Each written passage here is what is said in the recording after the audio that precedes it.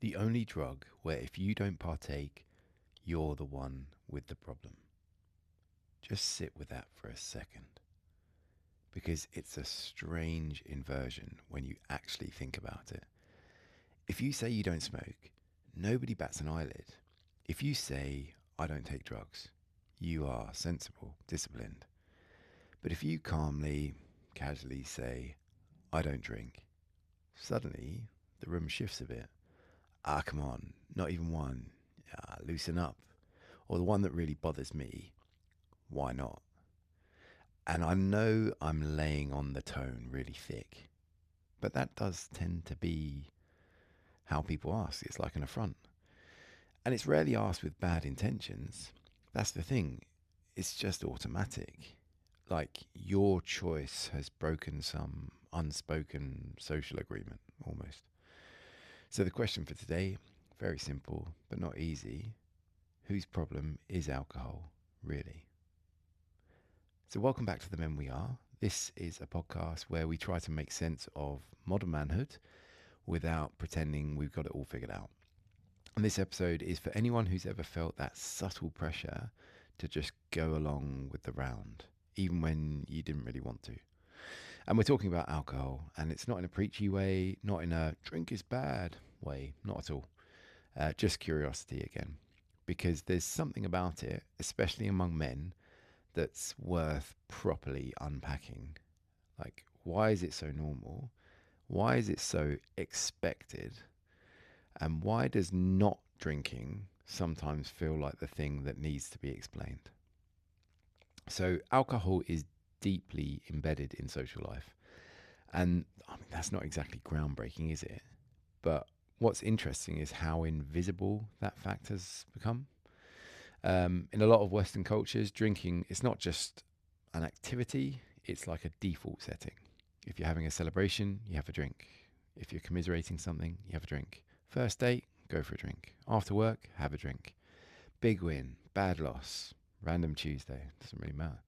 There's always a reason. And if you opt out, it's not just neutral. There's actually research to back this up. Psychologist Richard Wiseman once pointed out that social drinking norms are so ingrained that people often perceive non drinkers as like social deviants. It's not because of the act itself, but because of the fact it's breaking expectation. And that is absolutely mad when you think about it, because it suggests the issue isn't actually the substance, it's not alcohol, it's the deviation from the expected norm, regardless of whether that norm makes sense or not. And look, most of the time, the pressure is not aggressive, not at all. It's friendly, it's wrapped in humor. Ah, go on, just one. Don't be boring. Live a little. Let your hair down. But that kind of pressure is kind of cumulative and it will add up. And there's a concept in social psychology. It's called normative social influence. It's basically that we conform to be liked or accepted. So we kind of just go along with the crowd because we know it helps us socially, even if we don't fully agree with it. And alcohol is one of the clearest examples of this in action. Um, People don't always drink because they want to. They drink because it's just easier than explaining why they don't. And I would say that I've been on both ends of this. Um, I'm ashamed, truly ashamed, that I've been drinking with the lads and someone hasn't. And I've then gone about bantering them and just not letting up until they fold to the pressure and join us for a drink. And the worst thing about it is, I worded it in such a way that I was making out that I was doing them a favor. And, I was taking away their guilt for drinking. Things like, oh, it's all right. You deserve a drink. You don't need to be so hard on yourself. That sort of thing. As if I was the keeper of the keys. And from family history, I should have known better. And when I say family history, I don't mean that lightly. Um, like, I had a close family member who really struggled with alcohol for years, and like really properly struggled. Like the effects were deep. and far-reaching. And thankfully, they've been sober for a long time now. So, so proud of them. But growing up around that, you see both sides of it. You see how normal it looks, and you also get to see how complicated it can make things. So it's a strange thing for me to sit here and admit that I have encouraged people to drink. You know, like almost pushing them into something that I know can go the wrong way for some people. Not everyone, of course, but some. And the thing is, you never really know who that someone is. Like, it might be the lad who just doesn't fancy it that night. Or it might be someone that's quietly trying to stay away from something that's cost them more. And they just don't want to talk about it. They don't want to say it out loud. You just don't know. And there I am, thinking I'm having a fucking laugh. That's probably the part that makes me feel the most uncomfortable when I really look back on it. I mean, it's so laced with guilt, but guilt doesn't come anywhere near as close as the level of shame. I have to be honest about that. And I have thought about this, certainly very recently, but even a year or two ago, I've been thinking about this. That if I've asked someone if they want a drink and the answer is no, yeah, I can say, are you sure? But that follow-up question, it would be the same if I'd asked, did they want a slice of cake or a soft drink? It's not necessarily tied to alcohol. It's just kind of standard generosity coming from an Irish family. When you say no to something, there's always the follow-up, are you sure? Would you like some more chicken? Do you want a drink? Do you want a lift? You know, no. Are you sure? No, it's okay. Thanks very much. So it's kind of a default. But if they've said no, it doesn't need me to continue asking. And if they decide they do want a beer, I'm sure they'll ask for one. Because if they are old enough to drink it anyway, that means they're old enough to think for themselves. So honestly, shame, shame, shame, shame, shame. I feel fucking silly that I tried and often succeeded in swaying opinion when it came to alcohol, getting people to drink that had said they couldn't be bothered. And I've been on the receiving end of it too, which has clearly enlightened me as to what that pressure feels like. Like right now, I'm off the booze. Just no real interest in it at the moment. And it's, you know, just I'm on a bit of a fitness kick at the moment, and it's helping with that. It's making me feel really good. And I've been at my rugby club, and I've been offered beers, and I've politely declined, and I've opted for a softie or like a 0% beer or something. But there's always the follow-up, the why. And I found I was making justifications stronger than they actually were.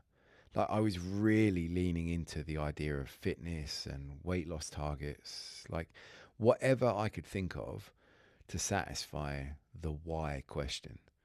When really, I shouldn't have had to say anything beyond no. Like no should have been sufficient. But there we are. And I think there's another layer to it for me personally, and it's always been there, like an awareness just humming away in the background, which I suppose rather than just say it's an awareness, it's like a concern, because when you see what alcohol can become for someone close to you, you don't just forget that. You can't switch that off. It will stay with you. It kind of becomes part of your psyche. And there was a period about 6-8 months ago now, certainly into the autumn, where I'd be sitting at home in the evenings, normally following an argument, watching TV alone with a beer, as a result of just being totally done for the day and just wanting to unwind and forget about whatever was happening. And I wasn't particularly enjoying it. I was just having one or two. And that was the moment where something kind of went off in my head. And I was like, hold on a second. Like, what is this actually about? And I have spoken to a friend about it. and that I was, I was scared about that because it's where fear creeps in a bit, that history is repeating itself just like a generation removed. But actually, on reflection, I am happy I opened up to them about it, about that fear, because it at least showed that I had an awareness of what was going on, which I think is a good thing. Like, we know we can't change things if we don't know they're there. But it does make you more aware of how easily something seemingly innocent and casual can become. Um, and you have to be very, very watchful that it doesn't become more regular than you intended. But as ever, not just talking about me and my pity party, let's specifically bring this into the context of men at large, because alcohol and masculinity have been, tied together for a long, long time. Like, think about it: pints after a match, rounds at the bar, work drinks where the real conversation starts to get going after the second or third beer. And it's actually not about the drinking, it's more about the belonging. And sociologist Thomas Thurnell Reed studies drinking cultures, and he described the pub as a key site of masculine identity where drinking practices are used to perform and affirm masculinity. I mean, that's quite powerful to me. In other words, it's not just what you drink, it's just that you're there drinking. And often the drinking, it's also how much of it you're drinking. That's kind of part of the unspoken contract. It's the idea that alcohol gives men permission to step outside themselves slightly. They can remove themselves from these like usual boundaries. So you can say things after having a few beers that you wouldn't normally say. It's like, oh, it's just the drink talking, social lubricant. You can admit things that you wouldn't normally admit.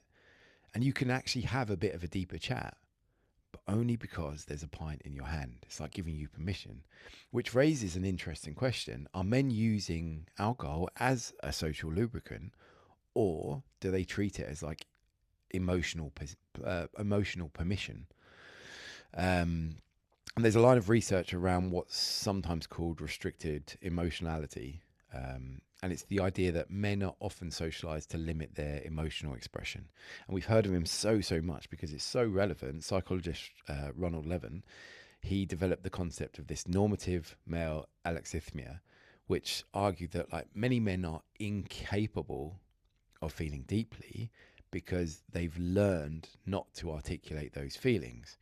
So what happens when they have that kind of socially constructed mindset? They're going to start finding workarounds. And alcohol is one of them, because suddenly with alcohol, it becomes acceptable to open up. It becomes acceptable to be vulnerable. It's acceptable to say, with the alcohol, I'm not doing great. But there's a catch. If the only time those conversations happen is when alcohol is involved, the connection is tied to drink, not the person, not the relationship. So that's very, very dangerous. So if we go back to that original line, the only drug where if you don't partake, you're the one with the problem, it kind of flips something important, because instead of asking, like, why aren't you drinking? You start asking, why is drinking the default? And even deeper than that, why does someone else not drinking make people uncomfortable? And there's some fascinating work showing that people who do drink can feel like subtly judged by non-drinkers. Not because the non-drinker is actually judging them, but because it creates this kind of mirror. And a study in the Journal of Studies on Alcohol and Drugs found that heavy drinkers, in particular, were more likely to evaluate abstainers negatively, almost with suspicion, especially when their own drinking habits were called into question.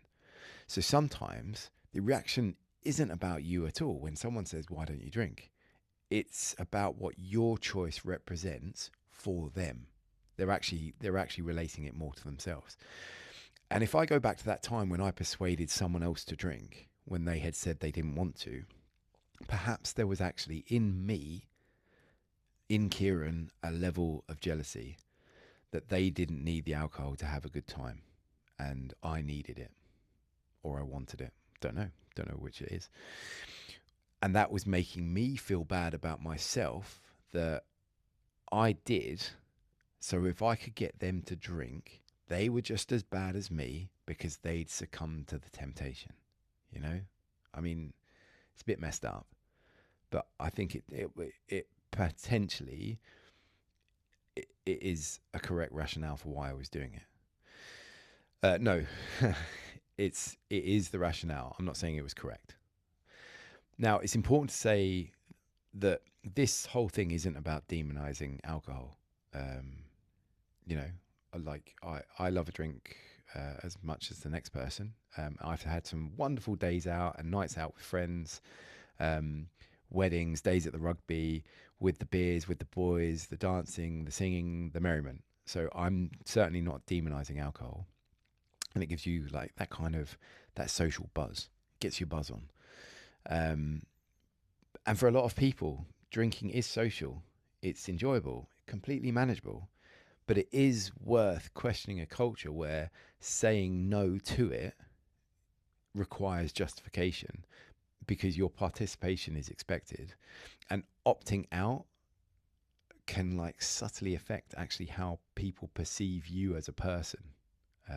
It's not just your choices anymore, it's who you are, because that's where it stops being individual and it's actually cultural now.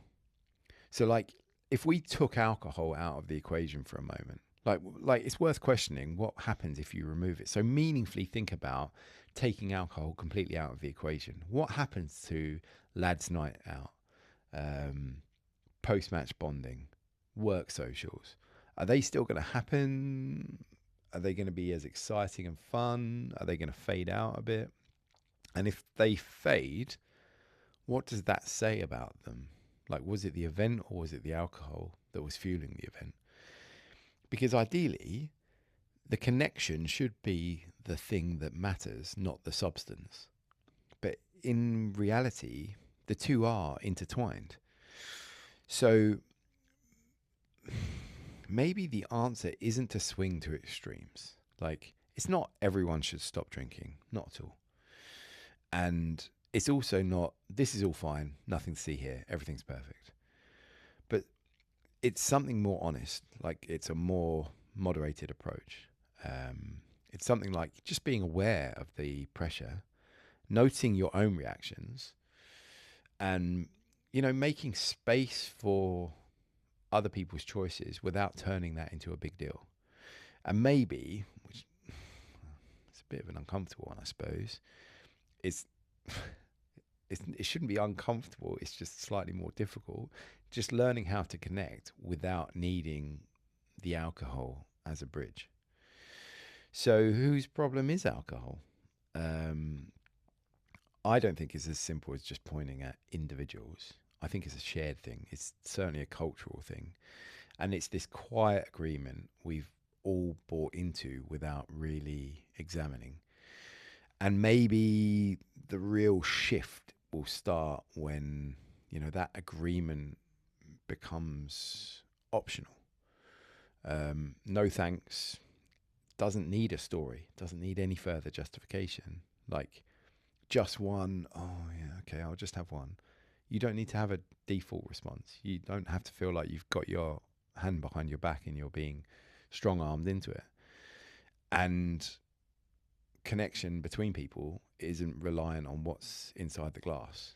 And that's not going to happen overnight, of course, but it will happen gradually with intention. And with so many of these things, intention drives so much. So thanks for listening to The Men We Are. Um, if you if you found that this one got you thinking, send it to someone that you'd usually have a pint with, and maybe next time, just notice the conversation you're having with the person more than the drink. And maybe the drink doesn't even have to have alcohol in it to achieve a really enjoyable conversation with the same result as we strive for that connection. And as I suppose something on top of that, something of a side note, if there are any things in this episode concerning alcohol that do actually affect you, and you're not really sure what to do about it, just leave a comment, um, and just put your hand up or something, and I will steer you towards the right groups and or organizations just to get you some guidance. And don't worry, you're not reaching out for help. You're not weak. I will just find the organizations that have like a roadmap, um, that will help you go from where you are now. That's it. So outside of that, again, hopefully you've enjoyed this episode. Hopefully it's really got you thinking about things, and hopefully it's been enjoyable. I wish you a good few days, and as ever, I wish you the best of luck.